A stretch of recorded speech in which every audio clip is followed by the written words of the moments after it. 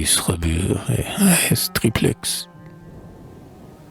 Oh, poète, s'il faut que le cœur du marin soit caressé d'un triple rein, au paysan qui fait métier de labourage, il faut aussi bien du courage.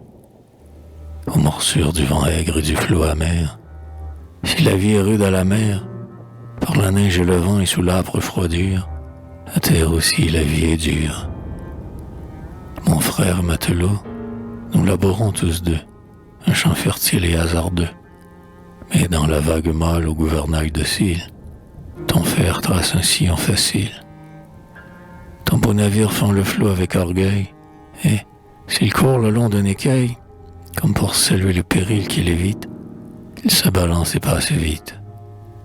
Quand, au mois d'août, la pluie, activant le ferment, fait germer sur pied le froment, suis-je donc sans angoisse au fond de ma chaumine, et sans souci de la famine?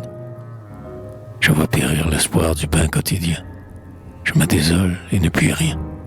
J'assiste à ma ruine, hélas. Sous la tempête, il faut que je courbe la tête. Que les cœurs généreux nous prennent en pitié, et qu'ils nous mettent de moitié. Celui qui peut lutter en est-il le plus digne, ou bien celui qui se résigne? Laissant chez soi l'enfant et la femme et l'aïeul, tu vas au loin, tout seul. Mais, bercé par les flots, tu gardes tes chimères.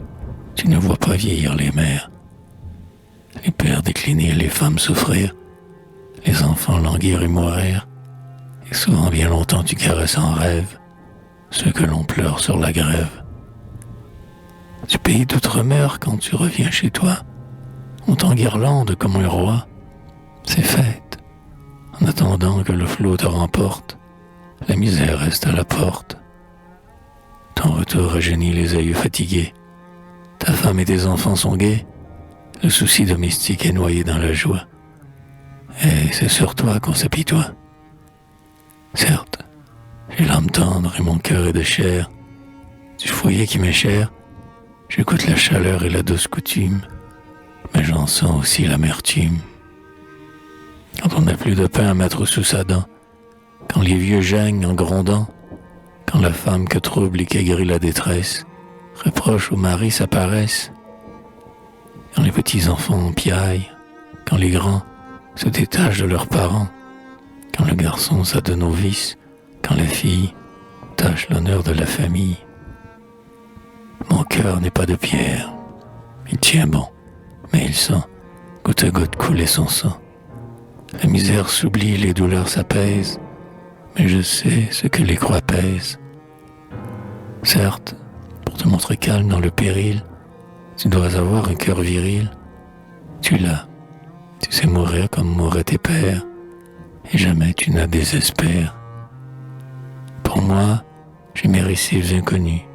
Si mon soc vient te heurter racine ou roc, je ressens dans ma chair, d'un frisson parcouru, le soubresaut de la charrue.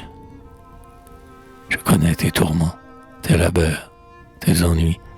Quel jour, quelle terrible nuit, quand la tempête vient menacer du naufrage la cargaison et l'équipage. Quand l'océan grandeur, fier et terrible à voir, blanchit sous un horizon noir.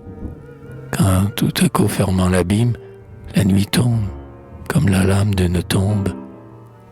Quand le flot engloutit les morts, quand les vivants s'en vont ensuite au gré des vents, et que de ton radeau la carcasse isolée bondit sur la vague affolée.